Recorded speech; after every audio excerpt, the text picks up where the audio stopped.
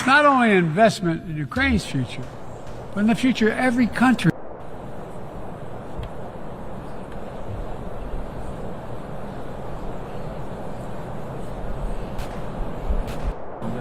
On the other side of the world, in Vietnam, on soil once bloody with war.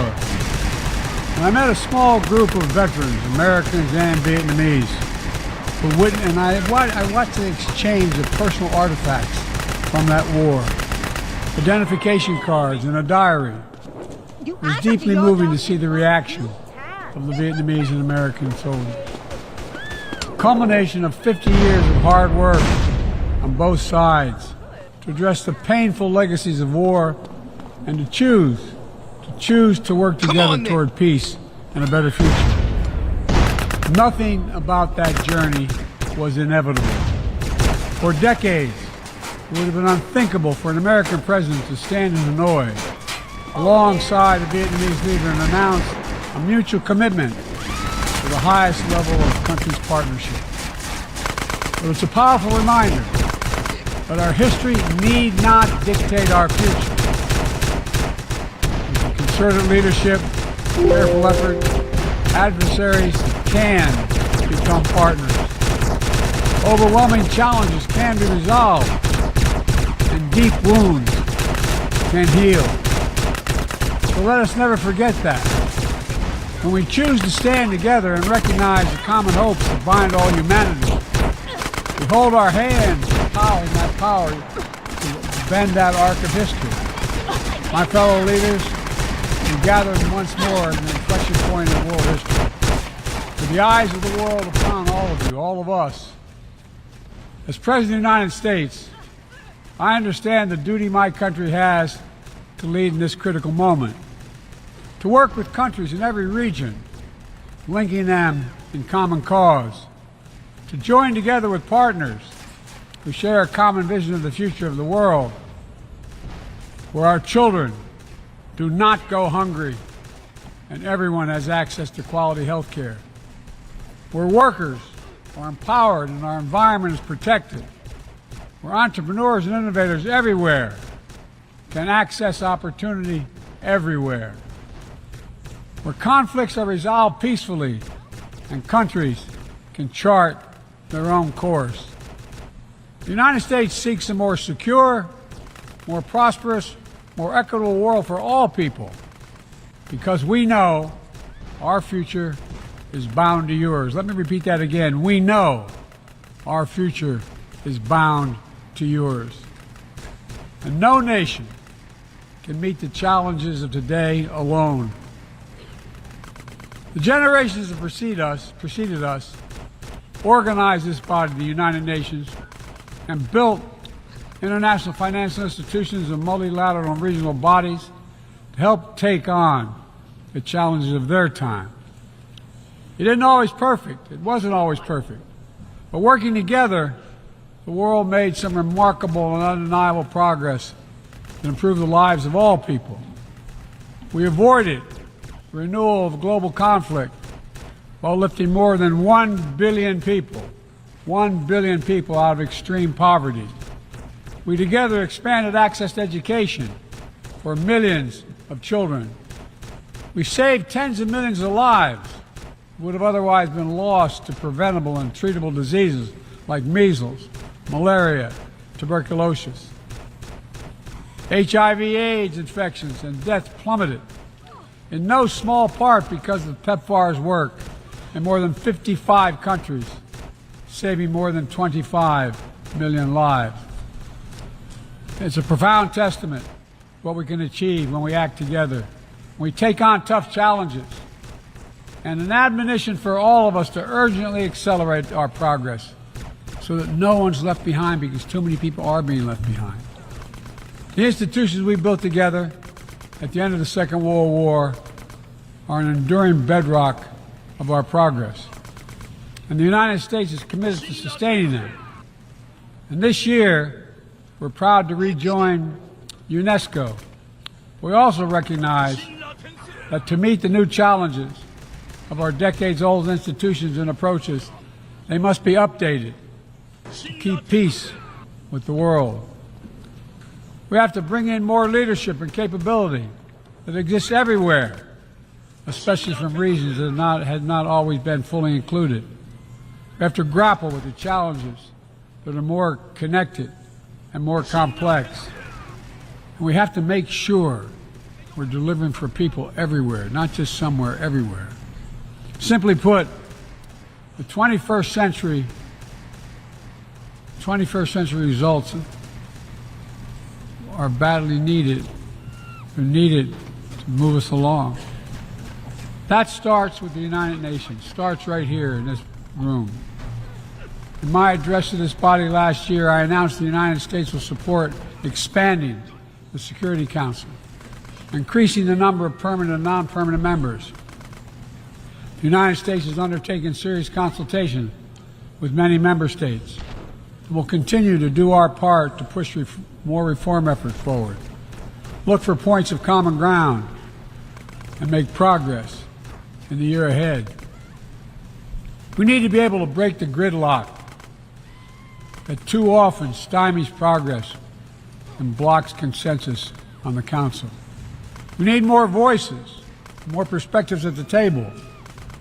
The United Nations must continue to preserve peace, prevent conflict, and alleviate human suffering. And we embrace nations stepping up to lead in new ways and to seek new breakthroughs on hard issues. For example, on Haiti, the Caribbean community is facilitating the dialogue among Haitian society. I thank President Ruto of Kenya. I thank him for his willingness to serve as the lead nation of a UN-backed security support mission. I call on the Security Council to authorize this mission now. The people of Haiti cannot wait much longer. The United States is working across the board to make global institutions more responsive, more effective, and more inclusive. For example, we've taken significant steps to reform and scale up the World Bank, expanding its financing to low and middle income countries so it can help boost progress toward meeting the sustainable development goals and better address interconnected challenges like climate change and fragility. Under the new president of the World Bank, change is already taking root. Last month, I asked the United States Congress for additional funds to expand World Bank financing by $25 billion. And the G20, we rallied the major economies of the world to mobilize even more funding. Collectively, we can deliver a transformational boost to World Bank lending. And because the multilateral development banks are among the best tools we have for mobilizing transparent, high-quality investment in developing countries, reforming these institutions can be a game changer. Similarly, we proposed making sure developing countries have a strong voice and representation at the International Monetary Fund. We're going to continue our efforts to reform the World Trade Organization, to preserve competition, openness, transparency, and the rule of law, while at the same time equipping it to better tackle modern-day imperatives like driving the clean energy transition, protecting workers, promoting inclusive and sustainable growth. And this month, we strengthened the G20 as a vital forum, welcoming the African Union as a permanent member. By upgrading and strengthening our institutions, that's only half of the picture. We must also forge new partnerships, confront new challenges. Emerging technologies such as artificial intelligence hold both enormous potential and enormous peril. We need to be sure they are used as tools of opportunity, not as weapons of oppression. Together with leaders around the world, the United States is working to strengthen rules and policies so AI technologies are safe before they're released to the public. To make sure we govern this technology, not the other way around, having it govern us. And I'm committed to working through this institution and other international bodies and directly with leaders around the world, including our competitors, to ensure we harness the power of artificial intelligence for good while protecting our New Jolly.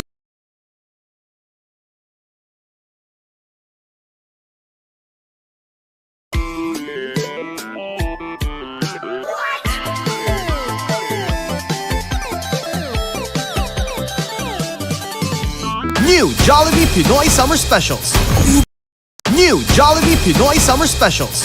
Ube Cheese Pie, siksik sa real ube halaya and cheese. Buko Pandan Sundae, umaapaw sa Buko Pandan Jelly, Buko Strips at Pandan Syrup. Sarap ng Pinoy flavors, nasa Jollibee Pinoy Summer Specials. Better chicken hotdog, much malaki, much malaki.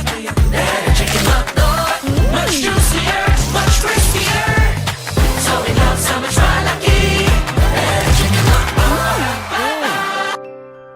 Nak, gaano ba kita kamahal? Ganito o ganito? No, Ma!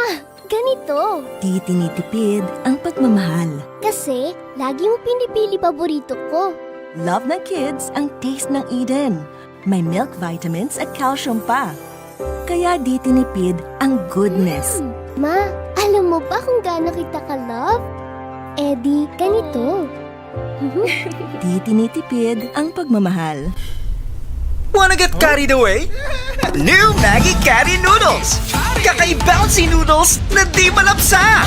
Tikman ang kakaibang anghang kari sana! Get carried away! New Maggie Carry Noodles!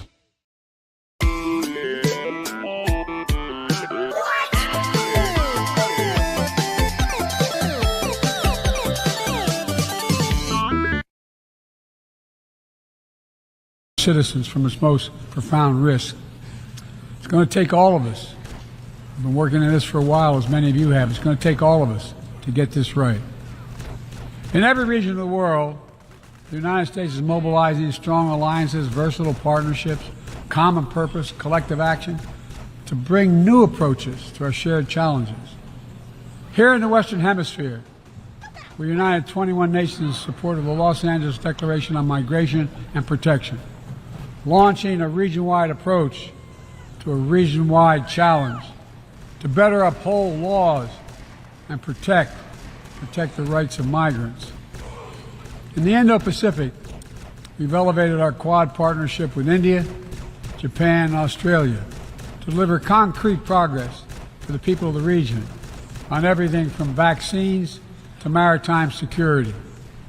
Just yesterday, after 2 consultations in diplomacy, the United States brought together dozens of nations across 4 continents to establish a new partnership for Atlantic cooperation so that the coastal Atlantic countries can better cooperate on science, technology, environmental protection, and sustainable economic development.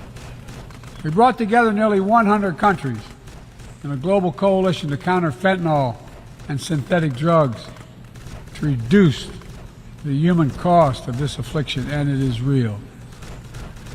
And as the nature of the terrorist threats evolve and the geography expands to new places, we're working with our partners to bring capabilities to bear to disrupt plotting, degrade networks, and protect all of our people.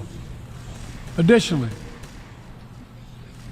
we convened the Summit for Democracy to strengthen democratic institutions, root out corruption, and reject political violence. And in this moment where democratically elected governments have been toppled in quick succession in West and Central Africa, we're reminded that this work is as urgent and important as ever. We stand with the African Union and ECOWAS and other regional bodies to support constitutional rule. We will not retreat from the values that make us strong. We will defend democracy, our best tool to meet the challenges we face around the world. And we're working to show how democracy can deliver in ways that matter to people's lives. The Partnership for Global Infrastructure and Investment addresses the enormous need and opportunity for infrastructure investment in low and middle income countries, particularly in Africa, Latin America, and Southeast Asia. Through strategic, targeted public investments, we can unlock enormous amounts of private sector financing. The G7 has pledged to work with parties to collectively mobilize $600 billion in infrastructure financing by 2027. The United States has already mobilized more than $30 billion to date. We're creating a race to the top with projects that have high standards for workers, the environment, and intellectual property while avoiding the trap of unsustainable debt. We're focusing on economic corridors that will maximize the impact of our collective investment and deliver consequential results across multiple countries and multiple sectors. For example, the Libido Corridor will extend across Africa from the western port of Angola to the DRC to Zambia, boosting regional connectivity and strengthening commerce and food security in Africa. Similarly, the groundbreaking effort we announced at the G20 to connect India to Europe through the UAE, Saudi Arabia, Jordan, and Israel will spur opportunities and investment across two continents. And so now, it is my great privilege to introduce to you the one man on this earth who needs no introduction anywhere. And that is the one and only, the man who has, can, and will make America great again, Donald J. Trump.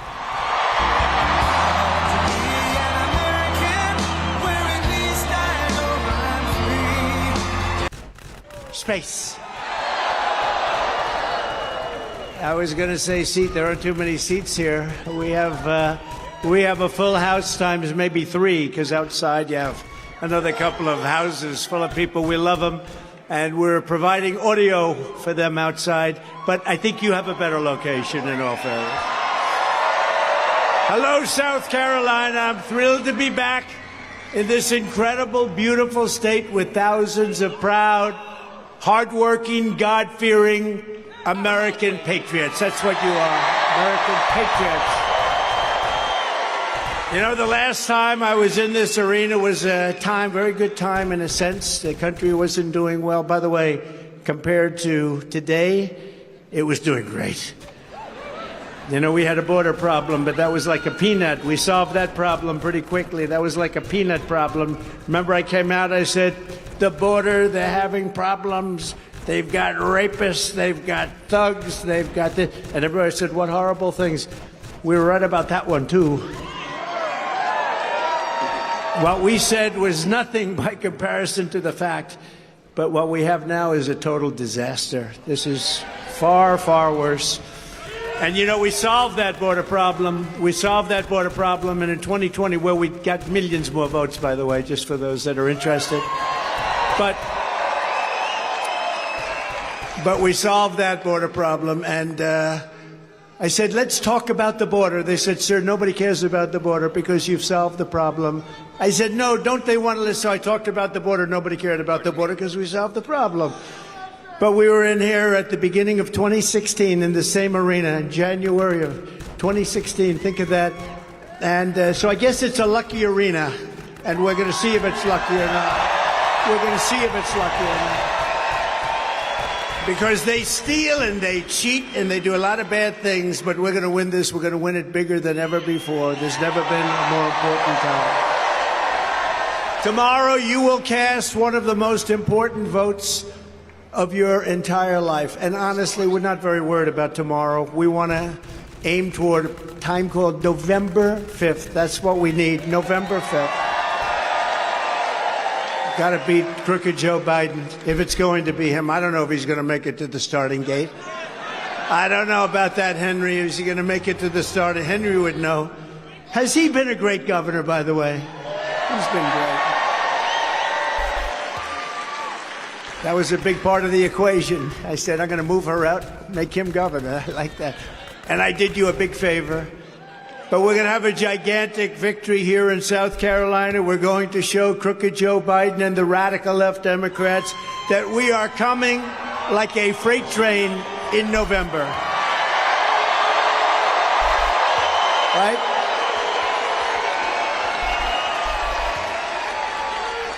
Nikki Haley is relying on Democrats and liberals. You know, Democrats are financing her campaign.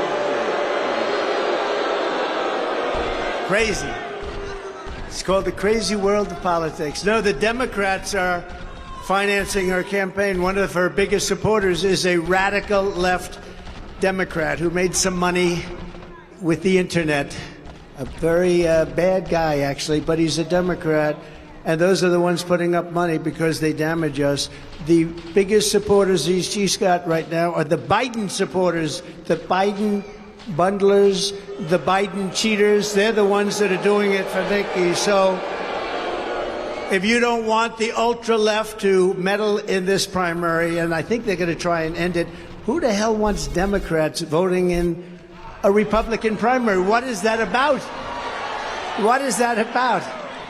Don't worry, you're going to swamp them. You're going to swamp them.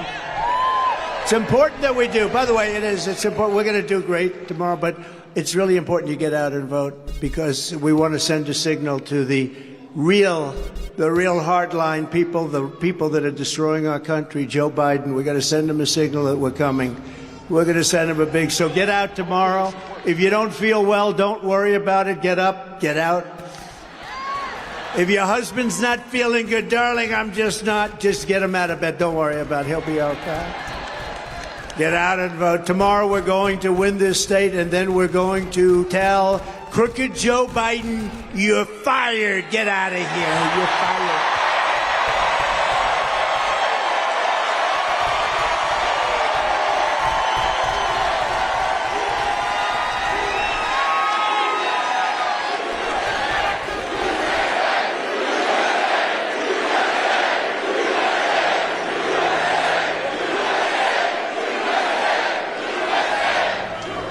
You know, it's amazing. There is more spirit now than at any time anyone has ever seen in any campaign. You know, we're 9 months away. It's not like, gee, we're going to vote tomorrow. Hector and San Garcia, why are you still listening? What noises? Tomorrow's your big day. You're going to vote in a primary tomorrow, but the big day is November 5th. Nobody has ever seen spirit like this. This is like, for some people, think of it.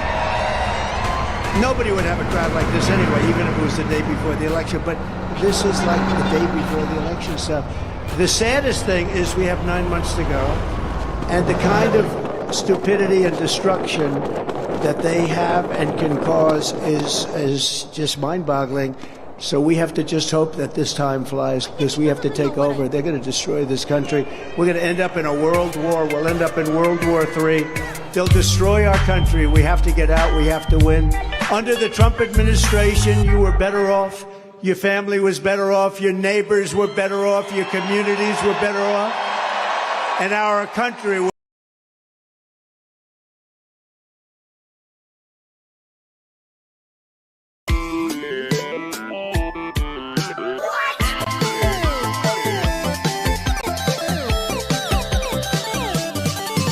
New Jollibee Pinoy Summer Specials. Ube Cheese Pie, siksik sa real ube halaya and cheese. Buko Pandan Sundae, umaapaw sa Buko Pandan Jelly, Buko Strips at Pandan Syrup. Sarap ng Pinoy flavors, nasa Jollibee Pinoy Summer Specials. Chicken hotdog, much malaki, much malaki. Chicken hotdog, much juicier, much crispier. So we love so much malaki. Chicken hotdog. Nak, gaano ba kita kamahal? Ganito o ganito? No, Ma! Ganito. Di tinitipid ang pagmamahal. Kasi, lagi mo pinipili paborito ko. Love ng kids ang taste ng Eden. May milk vitamins at calcium pa. Kaya di tinipid ang goodness. Ma, alam mo ba kung gaano kita ka-love? Eh di, ganito. Di tinitipid ang pagmamahal. Wanna get carried away? New Maggie Carry Noodles! Kakaibouncy noodles na di malapsa! Tikman ang kakaibang anghang kari sana! Get carried away! New Maggie Carry Noodles!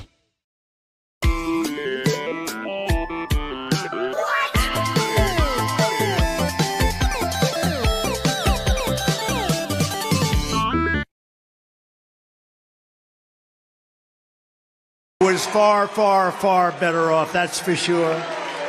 America was stronger and tougher and richer and safer and more confident.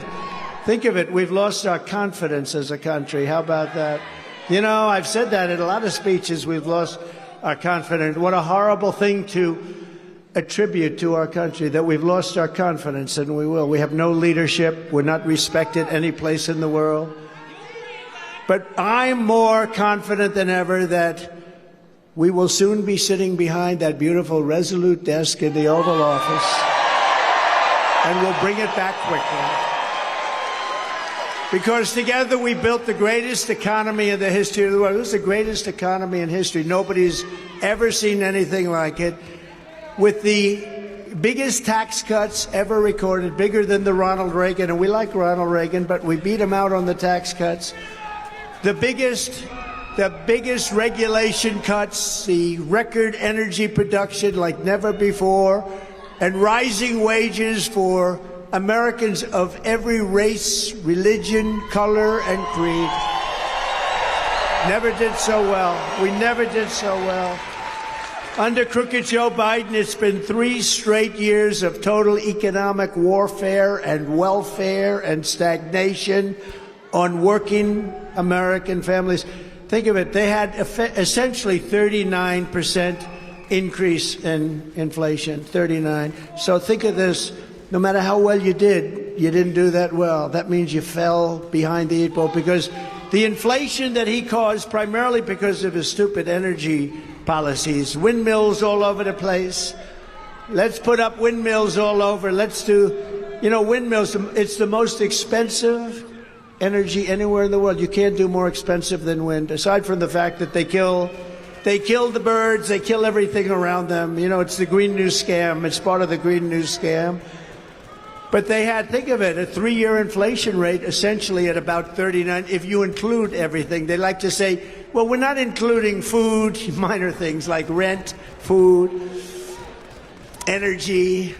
Under my leadership, you had virtually no inflation. Under Crooked Joe, you had energy prices reach the highest level in history, the history of anywhere. That's a good idea.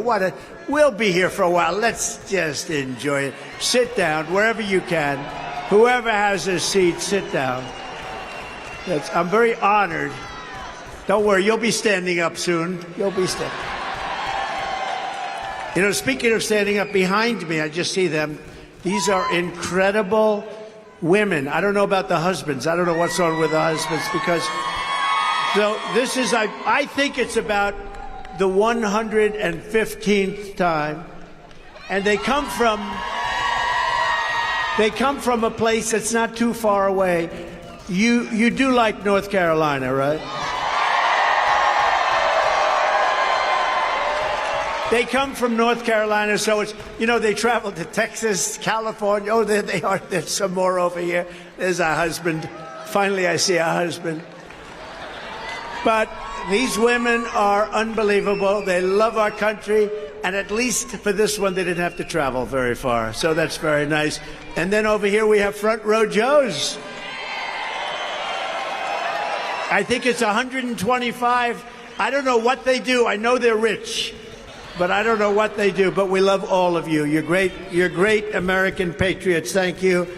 And by the way, the Vietnamese delegation, I don't know what it is about Vietnam, but they do like me. Thank you very much. Thank you. And we like them. Thank you. They travel me. They travel with me all over. I must be too soft on Vietnam because you like me too much. You like me too much. Thank you very much. I agree. They want freedom. That's right.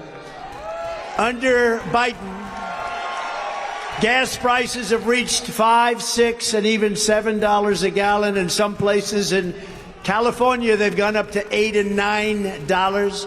3 years ago, under my leadership, we had energy independence, and we were soon going to have energy dominance all over the world. We're going to be dominant. We have more liquid gold under our feet than any other country. Think of it. And we don't know what we're doing with it. I had gas prices at $1.87 a gallon. Wouldn't that be nice?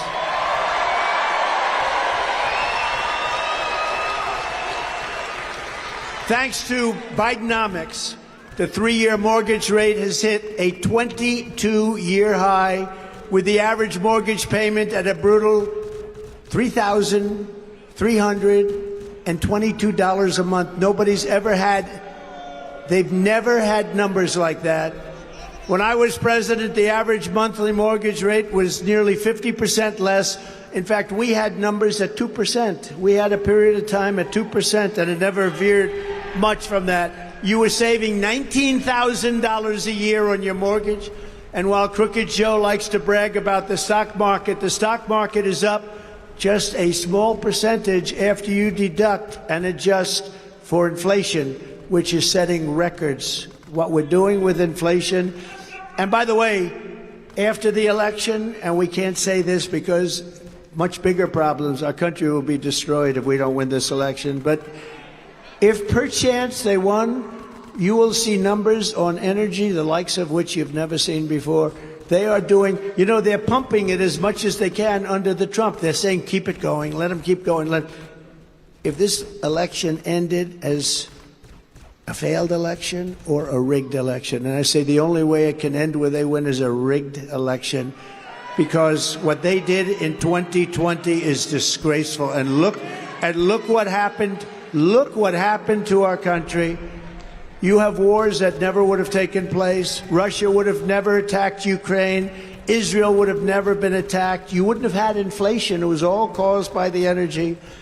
But by contrast, under my leadership, the stock market was up by an astounding 62%, with inflation almost at zero, 62%. With your vote, we will vanquish Bidenomics, which is a very negative term. He heard the term, he loved it. Oh, that's good. No, that's a really bad term. It didn't work. And we will reinstate Maganomics. That's right. Maganomics. You guessed it. And we will bring our country back from hell. Our country has been through hell. When you think about what happened in Afghanistan, all the things that took place, our country's been through hell. We're laughed at all over the world. Crooked Joe is now pushing a $6 trillion tax hike. $6 trillion. This will be the largest tax hike in the history of our country, maybe in the history of the world, I guess. And if he wins, that's what's in store for the hardworking people of South Carolina, a wonderful state that we work so closely with Henry and everybody. And we had it to a level that it's never seen before. And now it's never going to be quite like that. It can't be, but it's just going off. The stock market is up. Many people, some of the smartest people in the market, say it's up because we're leading Biden in the polls by so much, and they expect that we're going to win. If we lose, you're going to have a crash like you wouldn't believe. If we lose, that's an incentive if you have stock. If we have a tragedy happen on November 5th, it would be a tragedy. In the opinion of many, and in my opinion, you will have the largest stock market crash we've ever had, because a lot of the stock market, because the only thing that's doing well is the stock market, and it's doing well because the polls are all showing that we're winning by a lot. So we gotta make sure we win. And if we win, you're all getting the biggest tax cuts because we're doing additional cuts and a brand new Trump economic boom, a boom like you've never seen before, not even in our great 4 years. When I was president, we slashed taxes for working families. We doubled the child tax credit. Not a very Republican thing to do, but I said, let's do it anyway. That was something that we wanted to do, and people are very happy about it. The mothers, the families, they're very happy. We did something that we really felt we should do, and we supported moms and dads by dramatically expanding education savings accounts, which is a big deal. Use them. Under my leadership, the Republican Party will always support the creation of strong, thriving, healthy American families. We're supporting America First, a little thing called America First. We want to make it easier for mothers and fathers to have babies, not harder. You know that. That includes, and you saw this, it was a big deal over the last few days, that includes supporting the availability of fertility treatments like IVF in every state in America. You've been seeing Alabama. It's been a big story, like the overwhelming majority of Americans, including the vast majority of Republican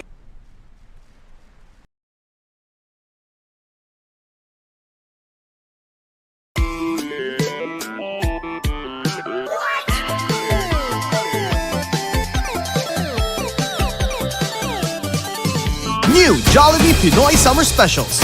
Ube Cheese Pie, siksik sa real ube halaya and cheese.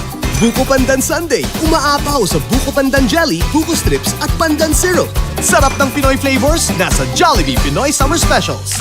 Chicken hotdog, much malaki, much malaki.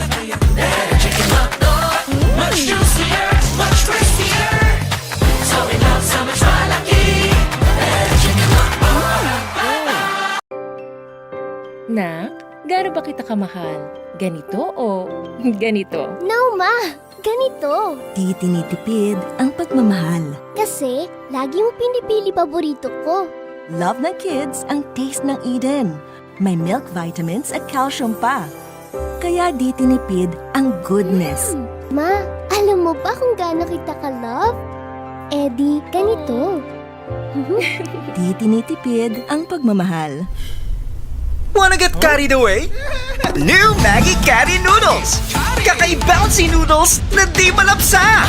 Tikman ang kakaibang anghang kari sana! Get carried away! New Maggie Carry Noodles!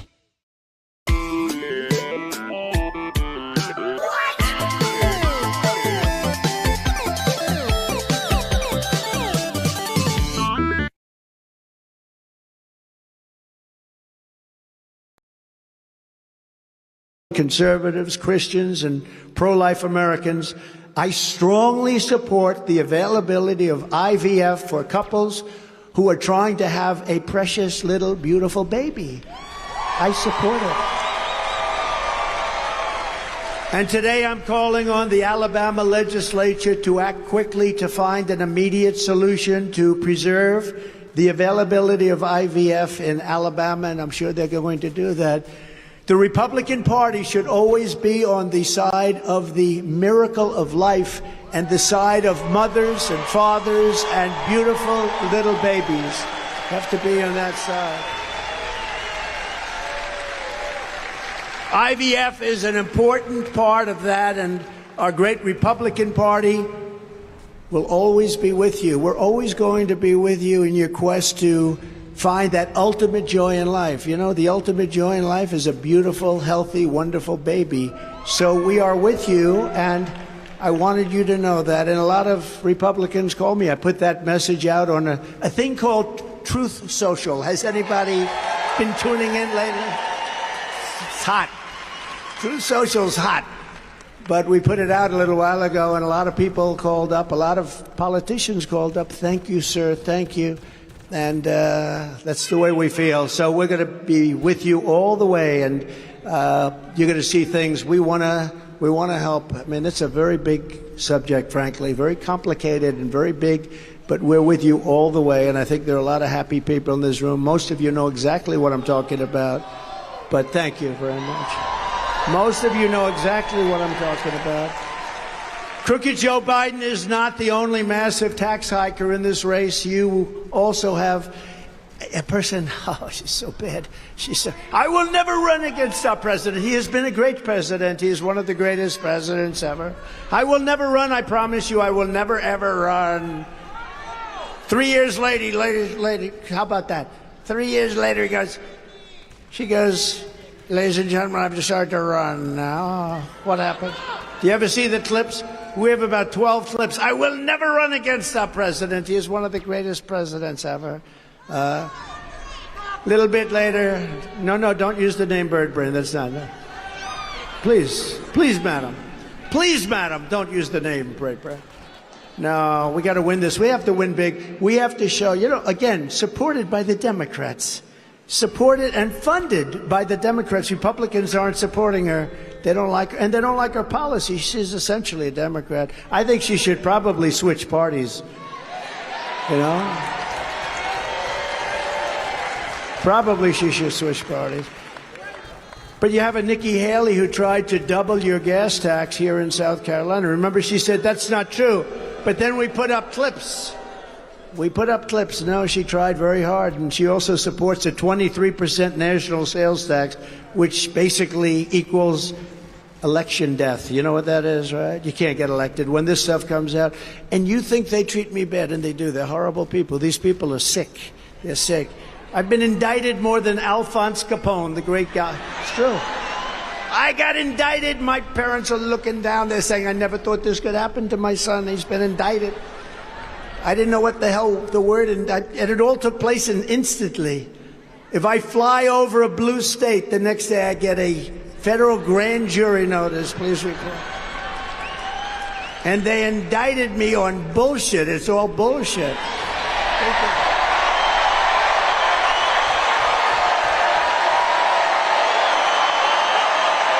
Crazy.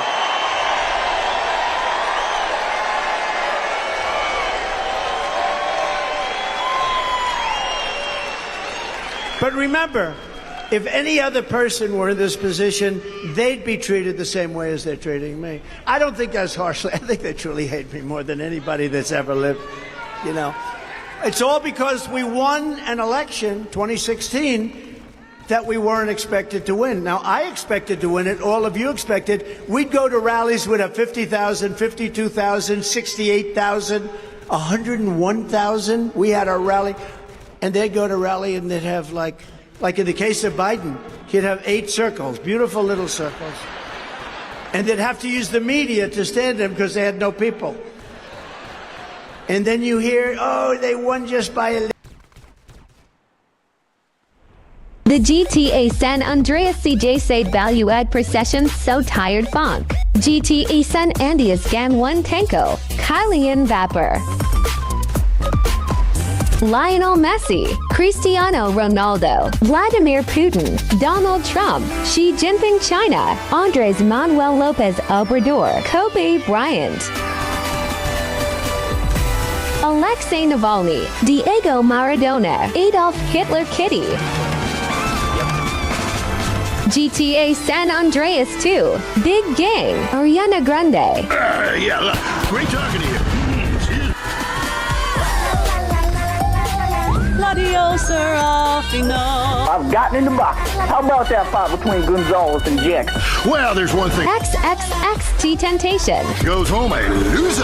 Goes in boxing, unlike most sports. Zombies. What the pedestrian? Little bit, they just outs us out. No, it's a crooked deal. But Nikki Haley, if she were ever in this position, they'd go after her. I could tell you about 5 reasons right now, but I don't want to get myself in trouble. They'll say he's so mean. He's so mean. Oh, there are some reasons. I think everybody in your state knows some beautiful reasons. They would go after her the same way they go after me. That's what they do. Because they're basically a party of misinformation, disinformation. They lie, and they say it like Russia, Russia, Russia. Took me 2.5 years to get that one off my back. You know, that was a real crooked deal. They used that as an excuse why beautiful Hillary, I call her beautiful, because I've taken the name Crooked Hillary off. I've given it to Biden because I had sleepy Joe Biden. I have Crooked Joe Biden. I think Crooked Joe is more accurate, you know. Although Sleepy's pretty good. Nikki Haley is not in this race to fight for you. She's in the bidding for big donors, or maybe she wants to get a contractor on CNN. You know, did you see their ratings? Uh-oh, there go the CNN cameras off. What did I do there?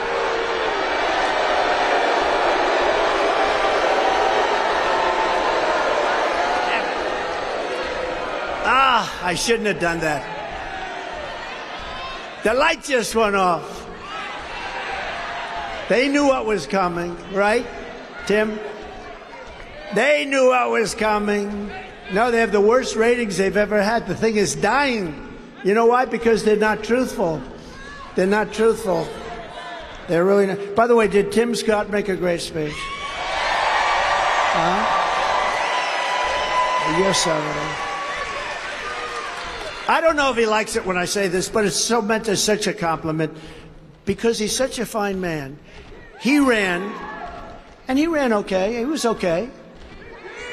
He was okay. He's a respected guy, but he ran, and he did fine. And then when he got out, he endorsed me, and he's a surrogate. He's the greatest surrogate I've ever seen. This guy went from modest, high-quality man introducing his mother, who's incredible, by the way. But I said, Tim, I called him up. He took everybody. He had like 5 of the worst human beings interviewing him, trying to hit me. He said, Donald Trump did this, he did that, he did criminal justice reform, he did the... And by the time he finished with them, they just wanted to get off the set. And I said, he's a much better representative for me than he is a representative for himself. And it's true. And that's a great compliment. And you know why? Because he's a high-quality person. He doesn't like talking about himself. It's true. It's true.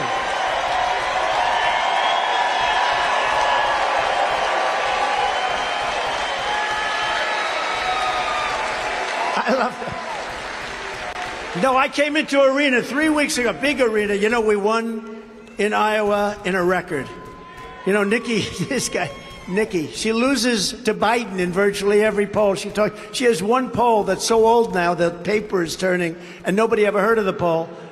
She loses to Biden in all the polls. But forget that. This guy, he's far more interesting. So, we won Iowa in a landslide in a record, the likes of which has never been seen. In fact, we took the record and they... Try that. Thank you so much for the advice, Maurice. Oh, I'm here to help, sailor. Gardening with Maurice, only on WCTR. Doubled it. We won by that margin. We then went to New Hampshire. We got more votes than anybody in the history of New Hampshire, the New Hampshire primaries, which they've been around a long time. And I heard Nikki today said, yeah, I lost 2. No, she lost 4. Because she lost the Virgin Islands, which she tried like hell to get. We won that too. A lot of people don't know that. But then we went to Nevada, and she was campaigning against...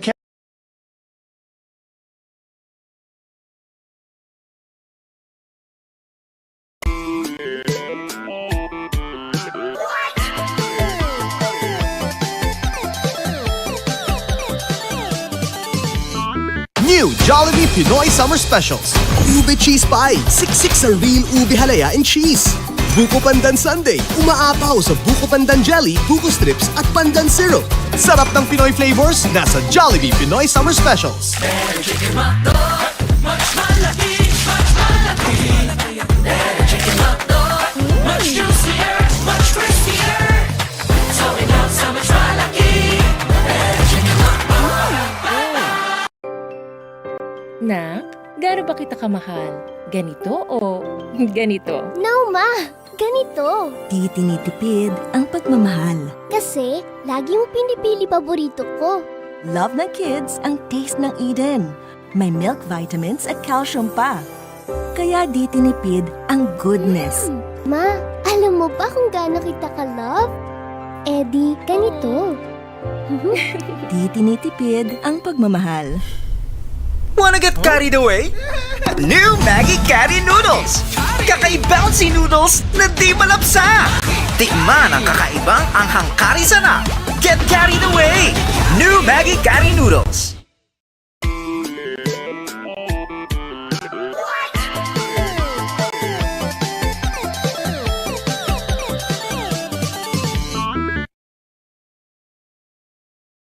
Candidate unknown. It was candidate unknown was me because I was in the caucus, not in the primary. She should have been in the caucus too, but she didn't want to be because of the poll numbers, which were terrible.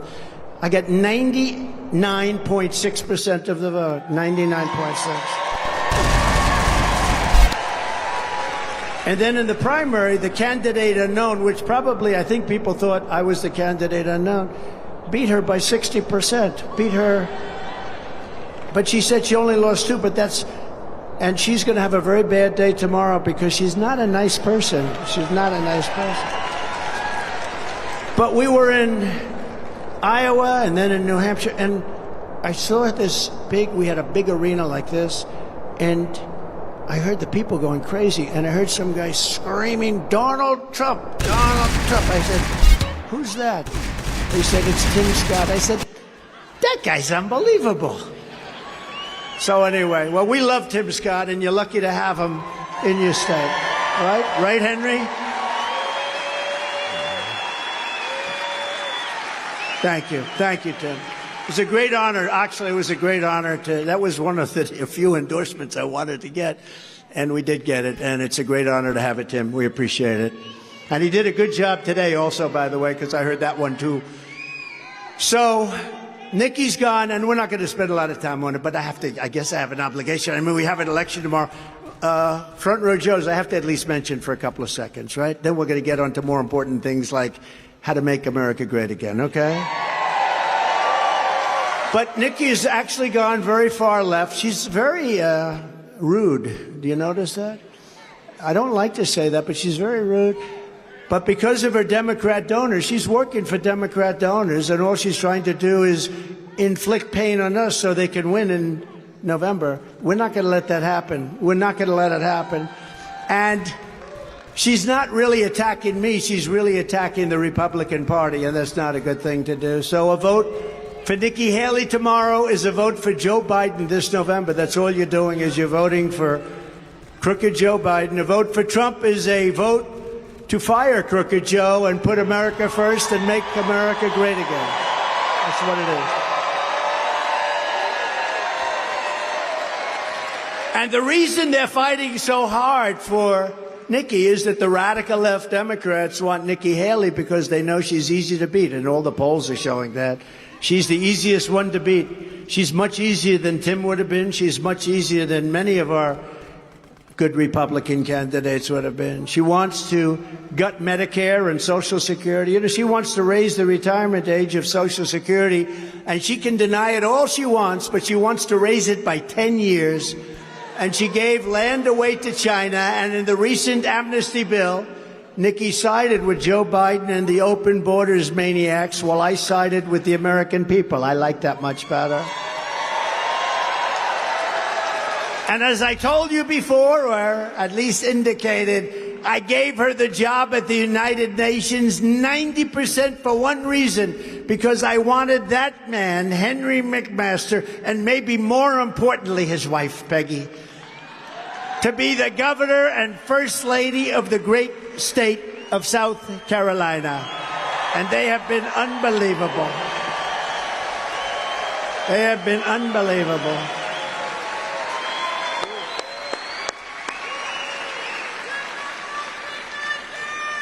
And just in finalizing it out, but because this is kryptonite, Mitt Romney is kryptonite.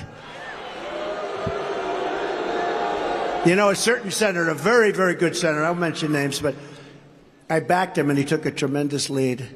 And then time went by, and 3 months later I said, by the way, how's he doing? A certain great state. And they said, sir, he's up by 40. And then 40 points, that's a lot. That means it's over. And then a month went by. I said, everything okay out there? No, sir, he's actually down by 2 points. I said, he lost 42 points? What happened? Well, people said he was friends with Mitt Romney. I said, Mitt Romney is kryptonite. You can't be friends. So I found out it wasn't true, and I went on a rampage, and we ended up getting him elected. He won quite easily. We had to convince people that he was not friends with Mitt Romney. Mitt Romney is a disaster for the Republican Party, and now he's gone. You know, we're getting rid of a lot of these people that are so bad. And you remember the clip when she was at a podium, and she actually was with Romney and somebody named, I'm sure you haven't heard of him, Barack Hussein Obama. Have you ever? Right? Barack Hussein Obama. You ever hear, remember Rush? Rush Limbaugh, the great Rush, can never be replaced. Sean Hannity told me that he can never be replaced, Rush Limbaugh. But he used to talk about Obama. He wasn't too friendly to Obama, but he'd always introduce him, ladies and gentlemen, Barack Hussein Obama. He would scream that middle name out. And we do miss Rush, don't we, though? We gave him the Presidential Medal of Freedom, right? Mr. Wall over there, stand up. The nicest suit I think I've ever seen.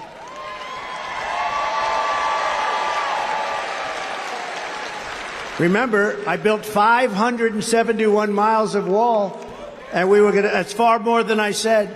We had the safest border in history. Now we have the worst border in history. But every time I look, he's at a lot. What number is this for you? The GTA San Andreas CJ Said Baliuag Procession So Tired Font. we love you, man. GTA It's San great. Andias Gan 1 Tenko. Kylian It's in the Vapor. hundreds. My childhood would be more awesome if I knew about this trick. I believe it's a lot. That he's probably The GTA like a San Andreas very CJ successful Said Baliuag professional guy. Procession I'm gonna So find Tired out. Font. But we have fun. GTA Like San these guys come Andias to Gan football 1 games, they're Tenko. solid Kylian citizens. Vapor. My child. The GTA San Andreas CJ Said Baliuag Procession So Tired Funk. GTA San Andias Gan 1 Tenko. Kylian Vapor.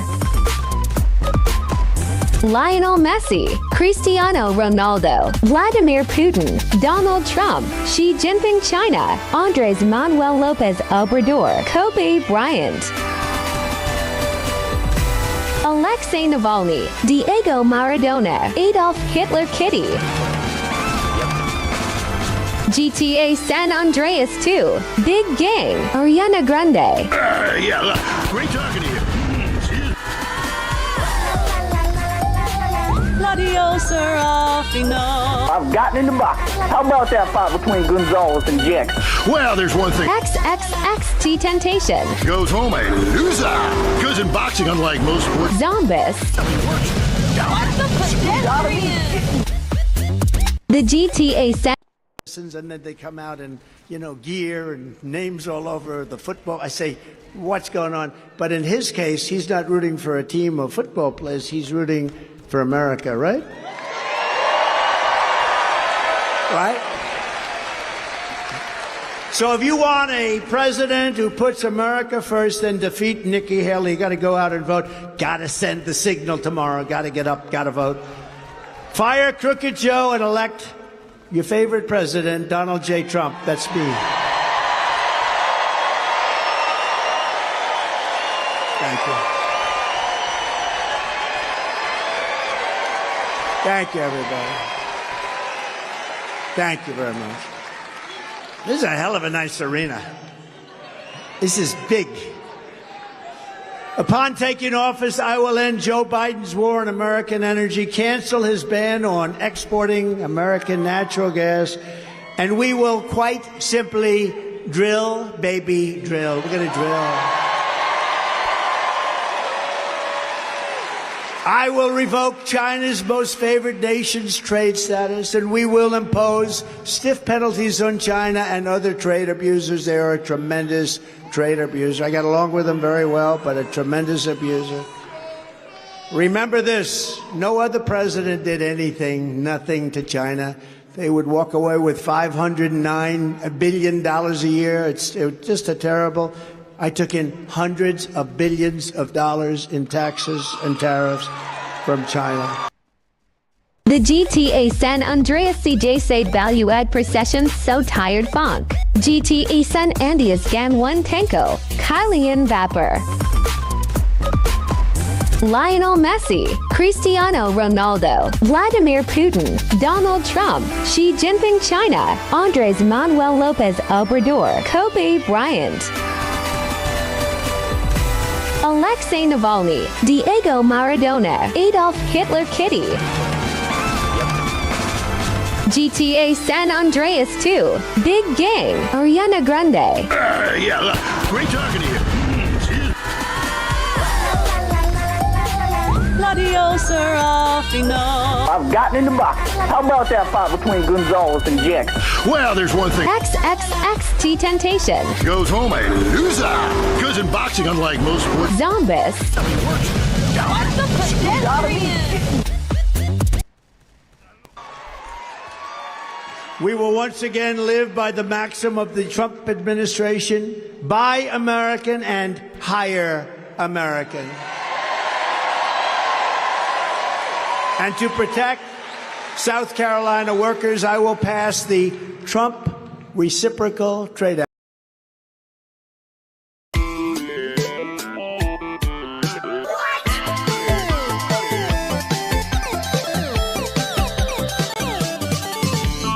New Jollibee Pinoy Summer Specials. Ube Cheese Pie. Siksik sa real ube halaya and cheese. Buko Pandan Sundae, umaapaw sa Buko Pandan Jelly, Buko Strips at Pandan Syrup. Sarap ng Pinoy flavors, nasa Jollibee Pinoy Summer Specials.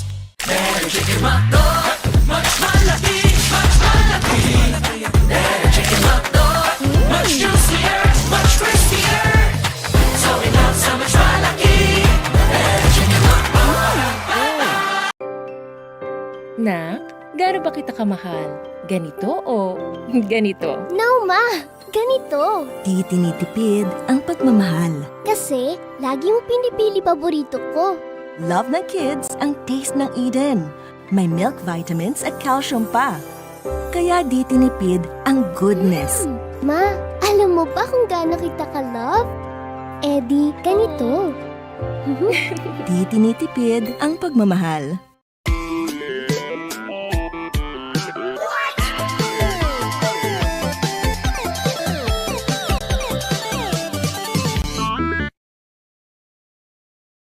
You know what that is, right?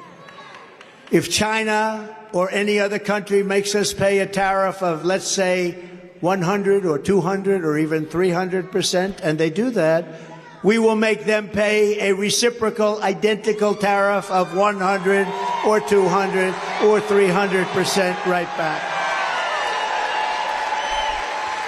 It's called you screw us and we screw you.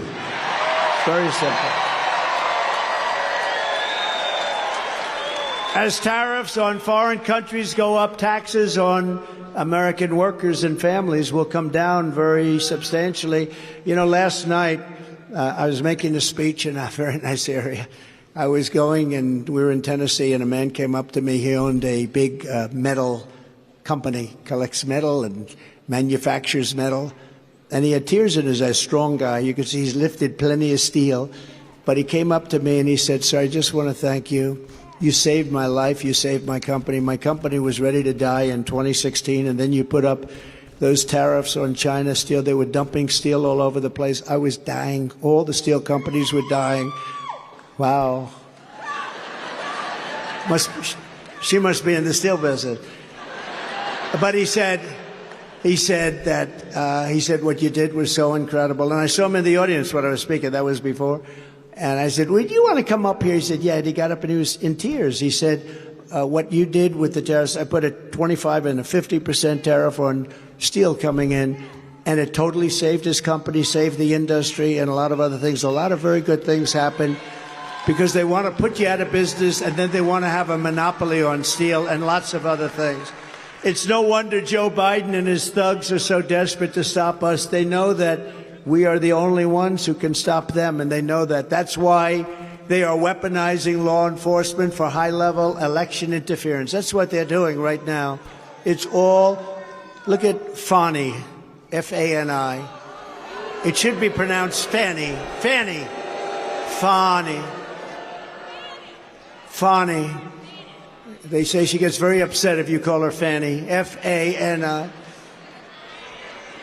She fell in love with the person that, long before this started, he got paid almost $1 million. He never did it before. They love to talk about disinformation and democracy. They talk about disinformation. They talk about threat to democracy. But they're the threat to democracy. They use the DOJ, the FBI, our election systems. They rig our elections and attack free speech. Isn't it amazing? All the people that go and get investigated, all of them, they don't go after the people that rigged the election. They go after the people that want to find out who it was that rigged the election.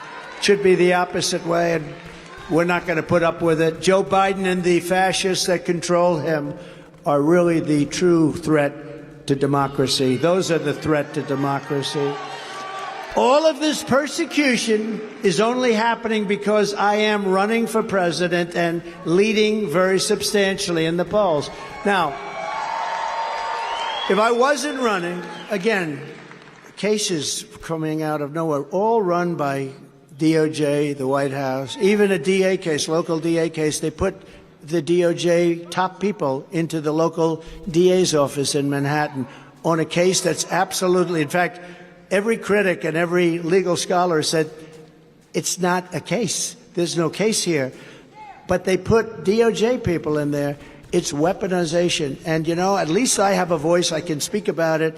And the poll numbers go up because when people hear about it, they say, wow, never been done in this country like that before. But if they hit a congressman or if they hit even a senator where you don't have that voice, where you can stand up and discuss it with millions and millions of people, they will leave office. They will go back home to their family. They'll make a speech that I will fight for my name. I will fight for my name. I will go home to my family. And you never hear from the person again. It's never been where you get hit with something like this and you go up in the polls. Usually when you get hit, if a regular, good, strong, wonderful politician got hit with a federal subpoena or a state subpoena or any of these subpoenas, it doesn't matter whether they're innocent or guilty. They have to resign from office in disgrace. They have to. With me, I got hit and my numbers went up. I am sort of freaky. It's freaky. And I don't mean went up. I mean went up a lot. Because people get it. They see it's a scam. It's only been done in third world countries and banana republics. It's never taken place here. Never like this. But it's okay. I have so many lawyers. Lawyers are my best friend. And you know what I do? I campaign in the day when I can, and when I can't, I campaign at night. I go to courtrooms, and we're doing very well. We're doing very well. It's all a big scam. It's a big, fat scam. In the latest morning console poll, we're at 81% in the Republican primary, and we're dominating Crooked Joe in the general election. We have a poll where we're at 91 for me, 7 for Nikki. I guess you have a couple of points undecided. Who are the people that are undecided? We have one of the biggest and largest margins ever. It's tough. A Republican has a tougher path, actually, because the Democrats, like a friend of mine called up, they said, I see you're up 11 points, Washington Post, 11 points on Joe Biden. He's not a political person, but he's a very smart person, made a lot of money, very successful. He said, how come you're only up 11 points? You should be up like 40 or 50 points. The guy can't put 2 sentences together. He can't walk off a stage. He can't find the stairs. They're all over the place. He can't find stairs. So this guy, being a novice, said, how come it is? Why is it that you're only up 11, sir? I said, you know what? You don't know much about politics. We'll take it. In fact, our lead against Biden is the largest that we've ever had. It's 6 and 7 and 9, 10, 11, and we have won at 14 points. That's a lot. The radical left Democrats rigged the presidential election in 2020. They rigged the presidential election, and we're not going to allow them to rig the presidential election of 2024.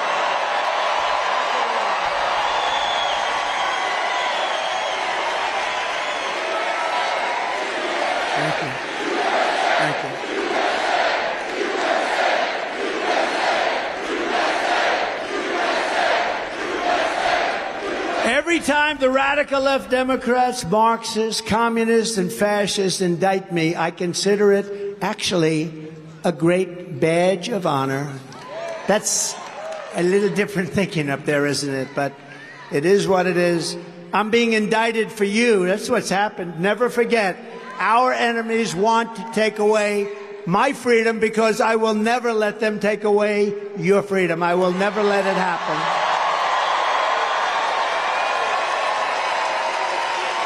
They want to silence me because I will never let them silence you. And in the end, they're not after me. They're after you. I just happen to be standing in their way. Thank you. It's true. So we're delighted to be joined by some incredible people and people I talk about all the time, so I don't have to go through a big deal here because it's your favorite governor, Henry McMaster, and First Lady Peggy McMaster. And Tim Scott, I want to thank you, Tim. I love Tim. We know that. Lieutenant Governor Pamela Evett. Thank you, Pamela. Thank you. And we have a lot of members in Congress and from Congress here. Some are in the audience, and I'm a little bit, I'm going to get in trouble because I won't be able, I don't know where the hell they are. But I do know some of them. One is Mike Collins. Mike, wherever you may be, thank you very much. Thanks, Mike. Great job you're doing. A superstar with a tremendous future, Byron Donalds. Where's Byron? Fantastic guy. A man that I sort of recruited. I'm very proud of him because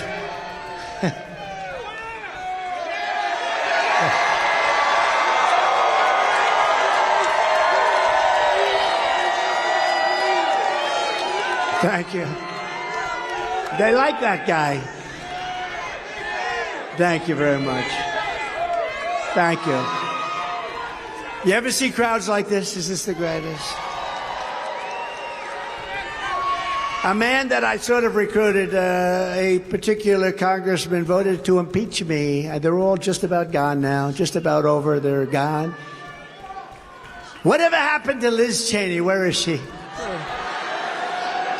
Boy, was that Trump derangements? That committee was a rigged deal, but did you ever see anybody like her? She had a massive case of Trump derangement syndrome, didn't she? But a man, he voted to impeach me, and, when people vote to impeach, that's sort of the ultimate. You can vote every once in a while against education, you can vote against something, you can vote against tax hikes or tax cuts, you can do it. But when they vote to impeach you, there's nothing you can ever do to recover from that. We're never going to be with them. And this guy, out of the blue, in an area that was plus 28, Trump plus 28, he brilliantly, would he like to have that vote back? He brilliantly said, no, I vote to impeach Trump for nothing, for a perfect phone call. Perfect phone call. He made a call. It has turned out to be a perfect call. You know that. Everybody now says, we should have never done it. Anyway, so I said, who's somebody good to run against them? And they said, well, there's a really popular guy in town who's in politics and doing really well. He's a leader. His name is Russell Fry. I said,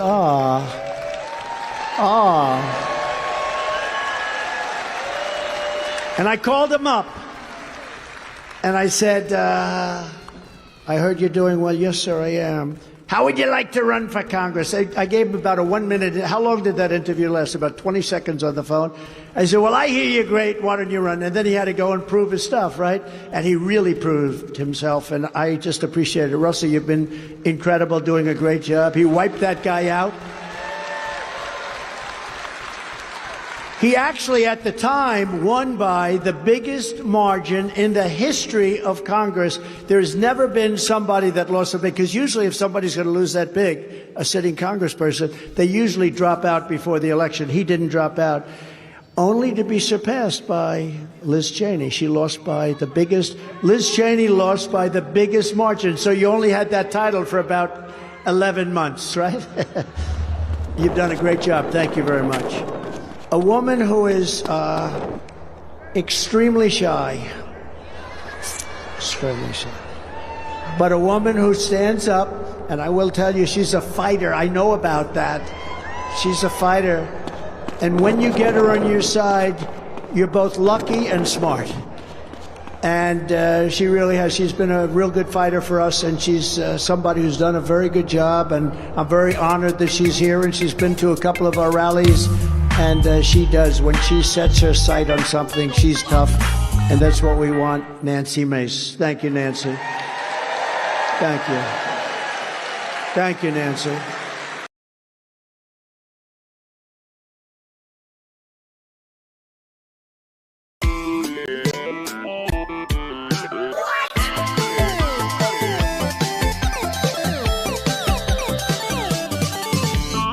New Jollibee Pinoy Summer Specials. Ube Cheese Pie, 6 sa real ube halaya and cheese. Buko Pandan Sundae, umaapaw sa Buko Pandan Jelly, Buko Strips at Pandan Syrup. Sarap ng Pinoy flavors, nasa Jollibee Pinoy Summer Specials. Chicken hotdog, much malaki, much malaki. Chicken hotdog, much juicier, much crispier. So we love so much malaki.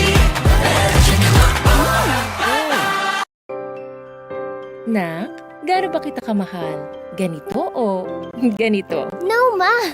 Ganito. Di tinitipid ang pagmamahal. Kasi, lagi mo pinipili paborito ko. Love ng kids ang taste ng Eden. May milk vitamins at calcium pa. Kaya di tinipid ang goodness. Ma, alam mo ba kung gaano kita ka-love? Eh di, ganito. Di tinitipid ang pagmamahal.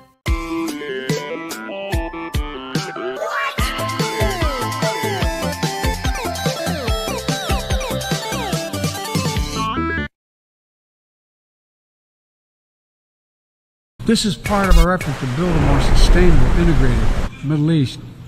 It demonstrates how Israel's greater normalization and economic connection with its neighbors is delivering positive and practical impacts, even as we continue to work tirelessly to support a just and lasting peace between the Israelis and Palestinians, two states for two people. Now, let me be clear. None of these partnerships are about containing any country. They're about a positive vision for our shared future.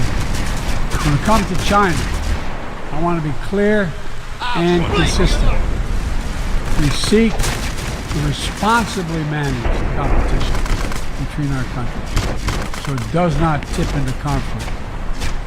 I've said we are for de-risking, not decoupling each other. We will push back on aggression and intimidation and defend the rules of the road and freedom of navigation, overflight, the level economic playing field that have helped safeguard security and prosperity for decades. But we also stand ready to work together with China on issues where progress hinges on our common efforts. Nowhere is that more critical than accelerating the climate crisis, than the accelerating climate crisis. We see it everywhere. Record-breaking heat waves in the United States and China. Wildfires ravaging North America and Southern Europe. A fifth year of drought in the Horn of Africa. Tragic flooding in Libya. My heart goes out to the people of Libya. That's killed thousands of people. Together, these snapshots tell an urgent story of what awaits us if we fail to reduce our dependence on fossil fuels and begin to climate-proof the world. For one day, my administration, the United States, has treated this crisis as an existential threat from the moment we took office. Not only for us, but for all of humanity. Last year, I signed into law in the United States the largest investment ever anywhere in the history of the world to combat the climate crisis and help move the global economy toward a clean energy future. We're also working with the Congress to quadruple our climate finance, to help developing countries reach their climate goals and adapt to climate impact. And this year, the world's on track to meet the climate finance pledge that made under the Paris Agreement, $100 billion to raise collectively. But we need more investment from public and private sector alike, especially in places that have contributed so little to global emissions, that face some of the worst effects of climate change, like the Pacific Islands. The United States is working directly with the Pacific Island Forum to help these nations adapt, build resilience to the climate impact, even as we lead the effort to build innovative new partnerships that attack the global challenges from all sides. From the First Movers Coalition, which is mobilizing billions of private sector community and private sector commitments, creating a market demand for green products in carbon-intense sectors like concrete, shipping, aviation, and trucking, to the Agricultural Innovation Mission for Climate, which is bringing farmers into the climate solution and making our food supply more resilient to climate shocks. And the Global Methane Pledge, now endorsed by more than 150 countries, which expands our focus beyond our carbon emission targets to reduce the potential greenhouse gases in our atmosphere by 30% in this decade. It's all within our capacity. We need to bring the same commitment and urgency and ambition as we work together to meet the Sustainable Development Goals of 2030. These goals were adopted at the United Nations in 2015 as a roadmap for improving lives around the world. But the hard truth is, with decades of progress, the world has lost ground these past years in the wake of COVID-19, conflicts, and other crises. The United States is committed to doing its part to get us back on track. All told, in the first 2 years of my administration, the United States has invested more than $100 billion to drive development progress, bolstering food security, expanding access to education worldwide, strengthening healthcare systems, and fighting disease. And we've helped mobilize billions more in the private sector. But to accelerate our forward progress on the Sustainable Development Goals, we all have to do it. We need to build new partnerships, change the way we tackle this challenge, unlock trillions of additional financing for development, drawing on all sources. We need to fill the gaps and address the failures of our existing system exposed by the pandemic. We need to ensure that women and girls benefit fully from our progress. We must also do more to grapple with the debt that holds back so many low and middle income countries. When nations are forced to service unsustainable debt payments over the needs of their own people, it makes it harder for them to invest in their own future. And as we work together to recover from global shocks, the United States will also continue to be the largest single community donor, country donor of humanitarian assistance at this moment of unparalleled need in the world. Folks, cooperation, partnership. These are the keys to progress and the challenges that affect us all, and the baseline for responsible global leadership. We don't need to agree on everything to keep moving forward on issues like arms control, the cornerstone of international security.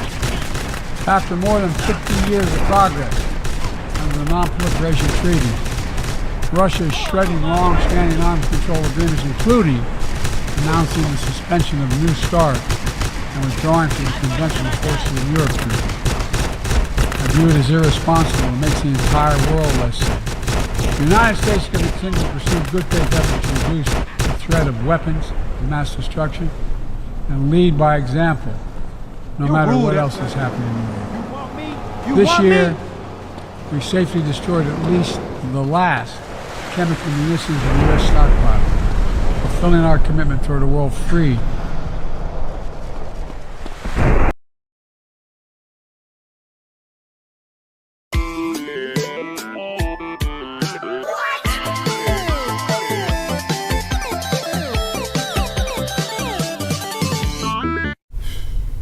Wanna get carried away?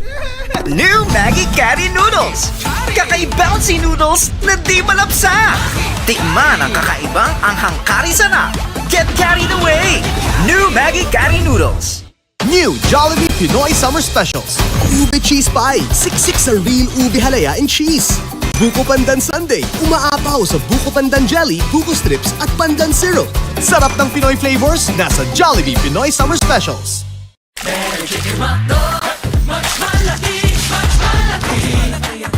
Chicken hotdog, much juicier, much crispier. So we love so much malaki. Chicken hotdog. Nak, gaano ba kita kamahal? Ganito o ganito? No, Ma! Ganito. Di tinitipid ang pagmamahal. Kasi, lagi mo pinipili paborito ko. Love ng kids ang taste ng Eden. May milk vitamins at calcium pa. Kaya di tinipid ang goodness. Ma, alam mo ba kung gaano kita ka-love? Eh di, ganito. Di tinitipid ang pagmamahal.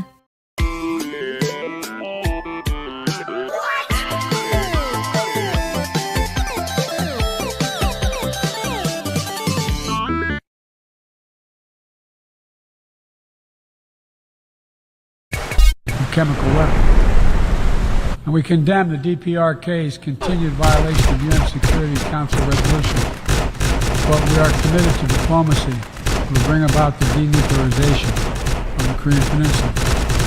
We're working with our partners to address Iran's destabilizing activities that threaten regional and global security, and remain steadfast in our commitment that Iran must never acquire a nuclear weapon.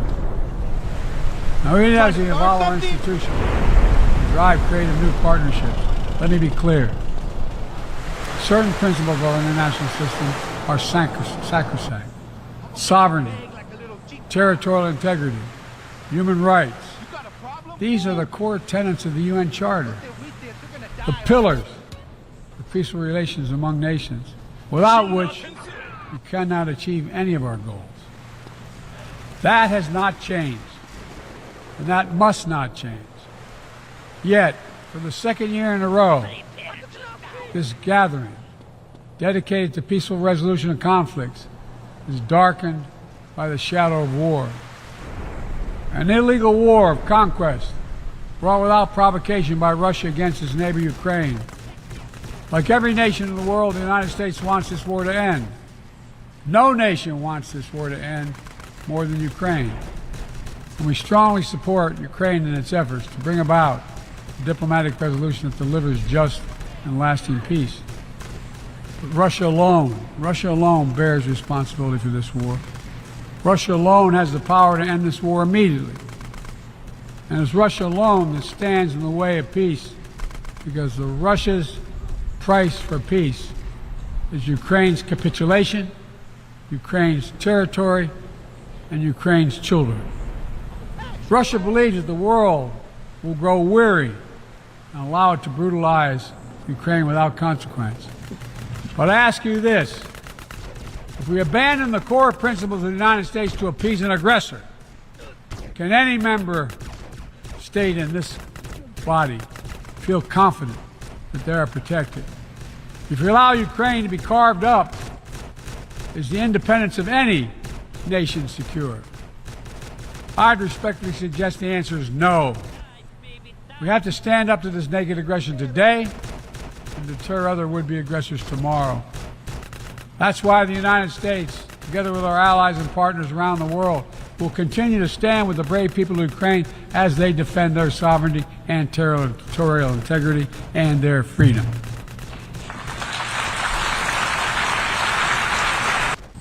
Sovereignty, territorial integrity, they are the fixed foundation of this noble body. And universal human rights is this North Star. We cannot sacrifice either. 75 years ago, the Universal Declaration of Human Rights captured a remarkable act of collective hope. I say that again, collective hope. Drafted by a committee representing different regions, faiths, philosophies, and adopted by the entire General Assembly. The rights contained in the Declaration are elemental and enduring. And while we still struggle to uphold equal and inalienable rights of all, they remain ever steady and ever true. We cannot turn away from abuses, whether in Xinjiang, Tehran, Darfur, or anywhere else. We have to continue working to ensure that women and girls enjoy equal rights and equal participation in their societies. That indigenous groups, racial, ethnic, religious minorities, people with disabilities do not have their potential stifled by systemic discrimination. That the LGBTQI plus people are not prosecuted or targeted with violence because of who they are. These rights are part of our shared humanity. When they're absent anywhere, their loss is felt everywhere. They are essential to the advancement of human progress that brings us together. My fellow leaders, let me close with this. At this inflection point in history, we're going to be judged by whether or not we live up to the promises we made to ourselves, to each other, to the most vulnerable, and to all those who will inherit the world we create, because that's what we're doing. Will we find within ourselves the courage to do what must be done, to preserve the planet, to protect human dignity, to provide opportunity for people everywhere, and to defend the tenets of the United Nations. There can only be one answer to that question. We must, and we will.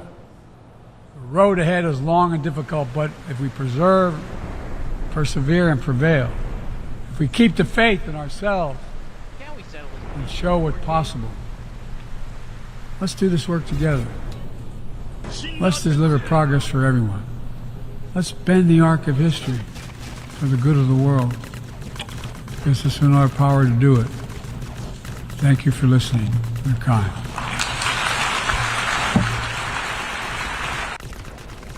My administration has accomplished more than almost any administration in the history of our country. America's so true.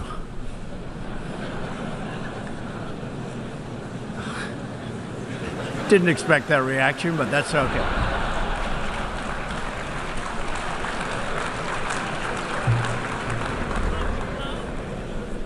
America's economy is booming like never before. Since my election, we've added $10 trillion in wealth. The stock market is at an all-time high in history, and jobless claims are at a 50-year low. African American, Hispanic American, and Asian American unemployment have all achieved their lowest levels ever recorded. We've added more than 4 million new jobs, including 500,000 manufacturing jobs. We have passed the biggest tax cuts and reforms in American history. We've started the construction of a major border wall, and we have greatly strengthened border security. We have secured record funding for our military, $700 billion this year, and $716 billion next year. Our military will soon be more powerful than it has ever been before. In other words, the United States is stronger, safer, and a richer country than it was when I assumed office less than 2 years ago. We are standing up for America and for the American people, and we are also standing up for the world. This is great news for our citizens and for peace-loving people everywhere. We believe that when nations respect the rights of their neighbors and defend the interests of their people, they can better work together to secure the blessings of safety, prosperity, and peace. Each of us here today is the emissary of a distinct culture, a rich history, and a people bound together by ties of memory, tradition, and the values that make our homelands like nowhere else on earth. That is why America will always choose independence and cooperation over global governance, control, and domination. I honor the right of every nation in this room to pursue its own customs, beliefs, and traditions. The United States will not tell you how to live or work or worship. We only ask that you honor our sovereignty in return. From Warsaw to Brussels to Tokyo to Singapore, it has been my highest honor to represent the United States abroad. I have forged close relationships and friendships and strong partnerships with the leaders of many nations in this room, and our approach has always yielded incredible change. With support from many countries here today, we have engaged with North Korea to replace the specter of conflict with a bold and new push for peace. In June, I traveled to Singapore to meet face-to-face with North Korea's leader, Chairman Kim Jong-un. We had highly productive conversations and meetings, and we agreed that it was in both countries' interest to pursue the denuclearization of the Korean Peninsula. Since Never never listen. Are you brain dead, Brian? Oh, actually, it's ironic that you say that. Because my wife's been brain dead for years now. Oh, so sorry. I seemed all insensitive for a second there, possibly ruining my career. Would it help if I slept with you? Probably not. By cellular agent.